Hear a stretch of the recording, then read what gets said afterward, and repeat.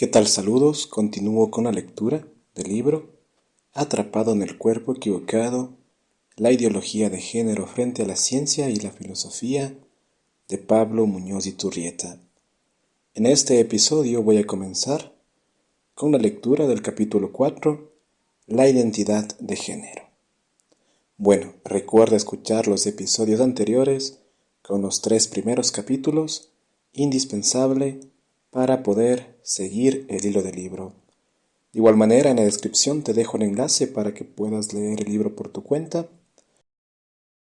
Asimismo, recordarte que te suscribas al canal, compartas estos episodios, les des me gusta y apoyes al mismo. Bueno, empiezo. En este cuarto capítulo abordaremos la problemática de la identidad de género, desde el punto de vista científico, lo cual nos ayudará a entender aún más el por qué la campaña detrás de la educación sexual es netamente ideológica. Como la biología lo ha demostrado, el sexo biológico, es decir, las categorías por las cuales clasificamos a toda persona como varón o mujer, es un aspecto bien definido en la naturaleza humana. Cantidad de estudios científicos convincentes hablan de que hay una correlación perfecta en la mayoría de la población entre el sexo biológico y la orientación sexual. Hay, sin embargo, casos de individuos que presentan trastornos de desarrollo sexual o que muestran rasgos sexuales ambiguos. Estos casos, sin embargo, son anomalías. La ideología de género, contrario a lo que muestra la biología, presenta la noción de la identidad de género como un concepto social y psicológico, como vimos en parte en el primer capítulo. Sin embargo, es importante notar que dicho concepto de género no está claramente definido y existen escasas pruebas científicas que corroboren la identidad de género como una propiedad biológicamente innata. En este capítulo también presentaremos la realidad científica de la disforia sexual, cuando por ejemplo un niño rechaza su cuerpo y se identifica con el sexo opuesto, las causas que llevan a un niño a percibirse como del sexo opuesto y las posibles intervenciones terapéuticas. Es un hecho que la mayoría de los niños que se identifican con un género que no corresponde a su sexo biológico logran superarlo con el tiempo y el tratamiento adecuado. Por eso es alarmante que la educación sexual aliente procedimientos que en sí son muy peligrosos e irreversibles. Con relación a la conducta transexual en adultos, se presentarán las causas que la ciencia ha podido determinar al respecto. Además, veremos con los distintos procedimientos de reasignación sexual, así como la falta de efectividad que tienen en aliviar distintos problemas que de fondo están relacionados con la salud mental del individuo. Gran cantidad de estudios han demostrado efectivamente que todos aquellos que son sometidos a cirugías de reasignación de sexo continúan sufriendo problemas mentales y físicos, por lo que tal intervención hormonal y quirúrgica no soluciona un problema más profundo. Esa es tal vez la razón por la que cada vez más personas buscan dejar atrás su transexualidad, convirtiéndose en verdaderos sobrevivientes de una ideología mortal. La cuestión del género. Tal como se describía en el segundo capítulo, existe la creencia generalizada de que la orientación sexual es un concepto bien definido y que es innata y fija en cada persona. Como se dice con frecuencia, un gay ha nacido así. Otra idea popular y vinculada a la anterior es que la identidad de género se la asignan los padres al nacer el bebé, pero muchas veces la niña o el niño no lo reconoce como tal y por tanto a muy temprana edad se identifica de manera distinta con un género que puede diferir del sexo biológico del individuo. entendiendo identidad de género como el sentimiento interno y subjetivo de ser hombre o mujer o alguna otra categoría de género. En el caso de niños, se intenta explicar esto por el pretendido hecho de ser una niña entre comillas atrapada en cuerpo de niño o viceversa. En ese capítulo habíamos planteado cómo los estudios científicos no dan gran respaldo a la hipótesis de que la orientación sexual sea algo innato y biológicamente fijo. Tampoco se puede decir que el sexo biológico y la identidad de género sean idénticos. Vamos a explicar por qué, aunque el sexo biológico sea innato y la identidad de género y el sexo biológico estén relacionados de un modo completo, no son la misma cosa. En algunas ocasiones el género se define o expresa de maneras que tienen poca o ninguna relación con la base biológica del individuo. La Asociación de Psicología Americana APA define al sexo y al género de la siguiente manera. El sexo es asignado al nacer y hace referencia a la condición biológica del individuo como masculino o femenino y se asocia básicamente a atributos físicos como los cromosomas, la prevalencia hormonal y la anatomía externa e interna. El género hace referencia a roles construidos socialmente y a las conductas, actividades y atributos que una determinada sociedad considera apropiados para niños y hombres o niñas y mujeres. Estos aspectos influyen en cómo las personas actúan, interactúan y se aprecian a sí mismas, mientras que los aspectos del sexo biológico son similares en diferentes culturas, los relativos al género pueden diferir. Esta definición tiene algunos elementos ideológicos que es necesario notar. El sexo no es algo que se asigne al nacer. Por el contrario, el sexo del bebé es algo que los padres reconocen incluso ya desde el vientre de la madre. Es algo que se impone biológicamente ya que se encuentra inscrito en la misma estructura genética de la persona, por lo cual no se puede alterar de ninguna manera, ni con bloqueadores hormonales y posteriores tratamientos hormonales sintéticos, ni con operaciones que busquen maquillar el cuerpo de la persona de tal manera o cual manera. Con respecto al género, es verdad que hay ciertas normas sociales, las cuales son distintas para hombres y mujeres, y que varían en diferentes culturas, y no vienen simplemente determinadas por la biología. En Argentina, por ejemplo, hasta no hace muchos años, no se veía bien que la mujer juegue al fútbol. En los Estados Unidos, por el contrario, siempre ha sido algo normal y, hasta no hace mucho tiempo, los varones se burlaban de aquellos niños que practicaban un deporte de niñas. Sin embargo, cuando se habla de género, no se puede afirmar que es definido socialmente, como si no tuviese ninguna conexión con el sexo biológico y fuese totalmente independiente de éste.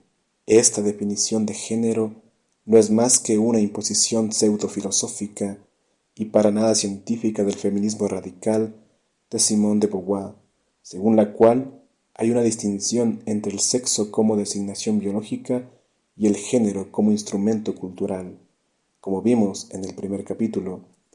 Para la APA, aunque uno nazca con los cromosomas, prevalencia hormonal y anatomía externa e interna del hombre o la mujer, socialmente se condiciona a las personas para asumir los roles, conductas, actividades y atributos del hombre o la mujer.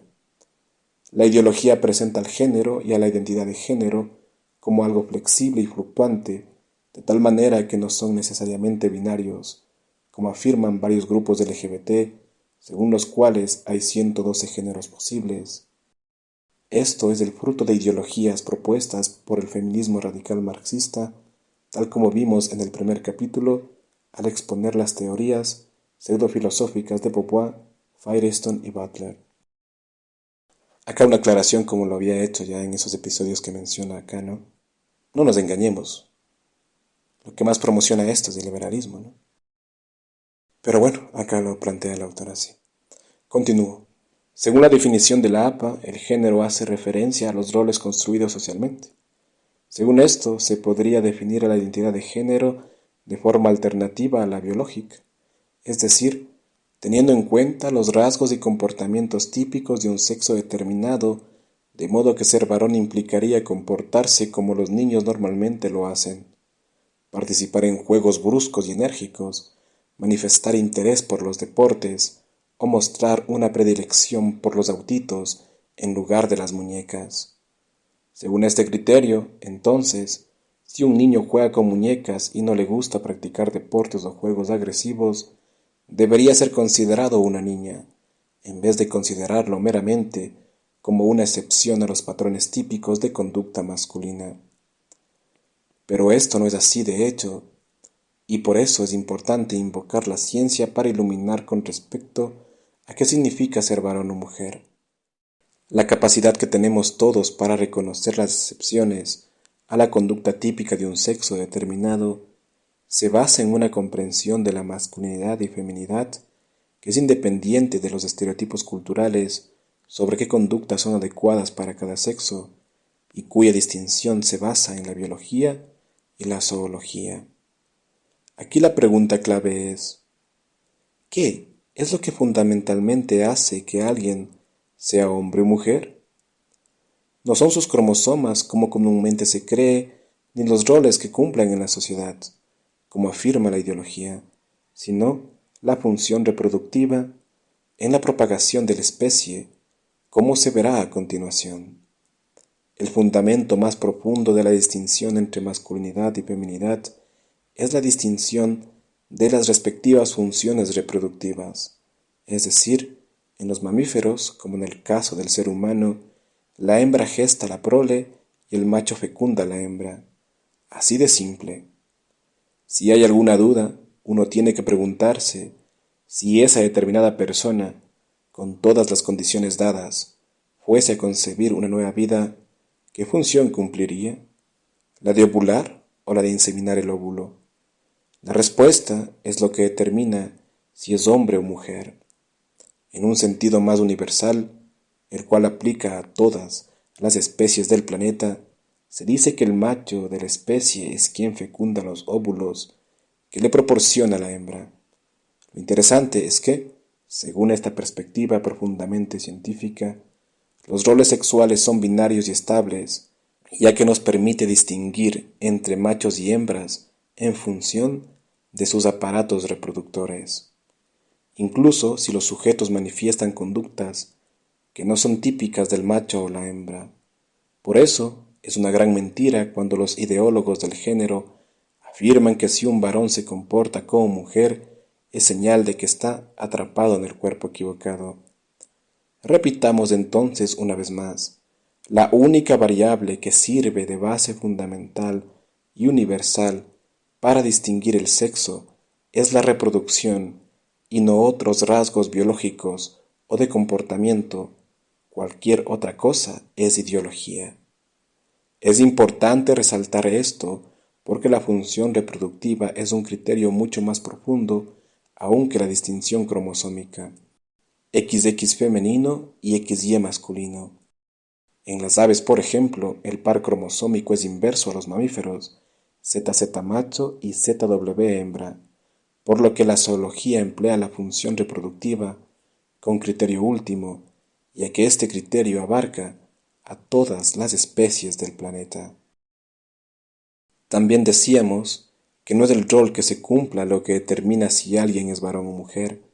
¿Por qué? ¿Qué pasaría si un varón se comporta como mujer? ¿O qué pasaría si el hombre decide lavar los platos, limpiar la casa, cambiar los pañales del bebé y que sea la esposa la que mantenga económicamente al hogar? ¿Dejará de ser hombre por esta conducta? Para comprender aún mejor cómo es la función reproductiva, la que define las diferencias entre el sexo masculino y femenino, y no las funciones sociales, veamos el ejemplo del pingüino emperador, el cual cumple los roles que la mayoría de las sociedades asignaríamos a la mujer. El caso del pingüino emperador es paradigmático, ya que el macho es quien empolla el huevo durante el duro invierno antártico, mientras que la hembra disfruta de la abundante comida en las costas argentinas. La madre de hecho no vuelve hasta pasado el invierno, cuando el pingüino está a punto de romper el cascarón. Por esta razón podríamos decir que en este caso es el macho el que es maternal. Sin embargo, nadie se atrevería a decir que el pingüino emperador macho es hembra por empollar los huevos. Esto no es más que una excepción a la tendencia general, aunque no universal, entre los animales de distintas especies, según la cual es la hembra la que se dedica a mayores cuidados a las crías que el macho. ¿Y por qué es que nadie afirmaría que el macho es en realidad hembra? Porque la conducta típica de un sexo, como es el cuidado maternal, no es lo que define a un determinado sexo, sino la función del individuo en la reproducción sexual. Si fecundas macho, si ovulas hembra. También decíamos que no son los cromosomas lo que en definitiva determinan que alguien es macho o hembra como criterio universal. En el caso del pingüino y las demás aves, por ejemplo, la estructura genética y cromosómica es diferente a la de los mamíferos y otros animales. En el ser humano, como ya vimos en el segundo capítulo, la fertilización por medio de un esperma X produce un cigoto XX que se desarrollará como mujer y un esperma Y produce un cigoto XY que se desarrollará como varón. Esto significa que es genéticamente imposible que un ser humano no tenga un sexo determinado, ya que la concepción se da por la unión del óvulo X con un espermatozoide Y o X, lo que va a resultar en un embrión masculino XY o femenino XX. En las aves, por el contrario, ocurre lo opuesto. No es el macho quien transmite el cromosoma específico del sexo, sino la hembra. Genéticamente el macho es ZZ y la hembra ZW. Esa es la razón por la que el criterio universal para determinar quién es el macho y quién la hembra es la función reproductiva, ya que el pingüino emperador macho cría a la prole y encima su cromosoma es ZZ. Esta es una de las contribuciones más importantes de la genética, la biología y la zoología contra la ideología de género, ya que científicamente niega que el sexo es algo impuesto o asignado por los padres, o que dependa del comportamiento o rol social. El fundamento científico de ser hombre o mujer está dado por esta función reproductiva, la cual no admite más que dos géneros. Cualquier otra consideración es netamente ideológica, porque al contemplar la persona con respecto a la fecundación, no quedan más que dos posibilidades, la fecundación o la ovulación. Los medios explotan cada vez que una persona legalmente, entre comillas hombre, da a luz un niño, como ocurrió con Thomas Betty, el cual dio a luz a 3 niños entre 2008 y 2010.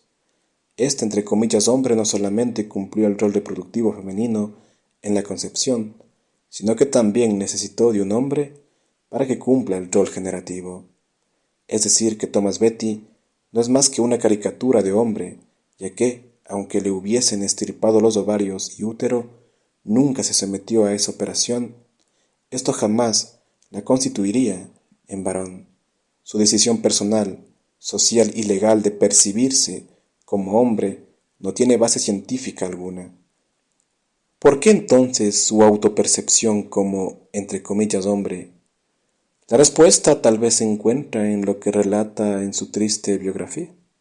Su padre era un psicópata que maltrataba física y emocionalmente a ella y a su madre, la cual terminó suicidándose. Para colmo de males, su padre la odiaba por no ser una niña femenina, además de que la abusaba constantemente. Aquí podemos encontrar varios causales a su rechazo por ser mujer. Si fuera hombre, podíamos imaginarnos que pensaba, mi padre no me odiaría o abusaría de mí, y siendo hombre, podría haber defendido a mi madre. Esta es la triste realidad que llevan muchas personas de conducta transexual. Volviendo a la biología, es la estructura para asumir una de las dos funciones en la reproducción la que determina si alguien es varón o mujer.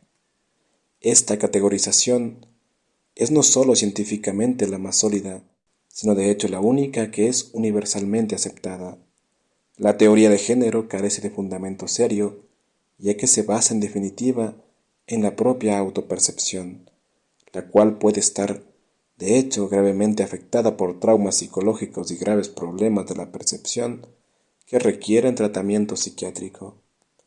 ¿Y qué pasa con aquellas personas que, por defectos genéticos, problemas hormonales, esterilidad o problemas de desarrollo sexual, no pueden cumplir la función reproductiva? El criterio es válido también en estos casos, ya que, si bien el aparato reproductor no puede cumplir su función reproductiva, igualmente se puede reconocer que está diseñado para un determinado fin. La pregunta entonces es, ¿qué función reproductiva cumpliría si todo estuviese bien? Esa es la razón por la cual el sexo biológico se define en referencia a la estructura de los aparatos reproductores, más allá si estos aparatos funcionen o no. Lo mismo ocurre con cualquier otro órgano del cuerpo que por alguna razón no cumple su función determinada. Hay numerosas patologías que afectan la vista, por ejemplo, las cuales perjudican la visión de la persona e incluso en algunos casos provocan la ceguera. Incluso en estos casos reconocemos al ojo como un órgano diseñado para ver. Ninguna patología afecta la finalidad del ojo, como ninguna patología o problema genético afecta la finalidad reproductiva inscrita en los cromosomas de la persona. ¿Y qué ocurre con aquellas personas llamadas intersexuales, por nacer con una anatomía sexual ambigua? Esto se debe generalmente a anomalías genéticas, ya que, como el clítoris y el pene se derivan de la misma estructura embrionaria, puede ocurrir que por problemas genéticos y hormonales una bebé tenga un clítoris anormalmente grande y un bebé tenga un pene anormalmente pequeño y rasgos de una vagina, lo que muchas veces hace difícil el determinar el sexo biológico hasta incluso muchos años después de nacido. Fue en este contexto que el profesor de psiquiatría John Money de la Universidad Johns Hopkins utilizó por primera vez en el mundo académico el término género en un artículo publicado en 1955. En su artículo, Money postuló que la identidad de género, al menos para estos niños, era fluida, es decir, intercambiable, y que podía reconstruirse por medio de intervenciones quirúrgicas. Para él, hacer que un niño se identifique con un determinado género solo requería la construcción de genitales típicos de un determinado sexo y la creación de un ambiente apropiado para que el niño se identifique con ese género. Por ejemplo, si se decidía que fuera niña, rodeándolo de muñecas y poniéndole vestiditos, el género que el doctor Money elegía para estos niños en tratamiento solía ser femenino. La razón de tal decisión no estaba fundamentada en la genética o la biología, en el pensar que estos niños eran realmente niñas, sino por el simple hecho de que en ese momento era más fácil quirúrgicamente el construir una vagina que un pene. Ahora bien, como los casos de niños intersexuales o hermafroditas son rarísimos, el doctor Money no tenía cómo imponer su perversa ideología. Pero un día entre sus pacientes llegó un niño que le venía como anillo al dedo para sus experimentos y a quien engañó desde temprana edad, como veremos en la próxima sección. Y bueno amigos, con esto llego al final del episodio. En el próximo estaré compartiendo el Dr. John Money y la historia de David Reimer. Así que bueno, no olvides compartir el episodio, suscribirte al canal, darle me gusta y de igual manera apoyar mediante el enlace que tienes en la descripción por PayPal. Y bueno, sin nada más que decir, me despido hasta el próximo episodio. Muchas gracias.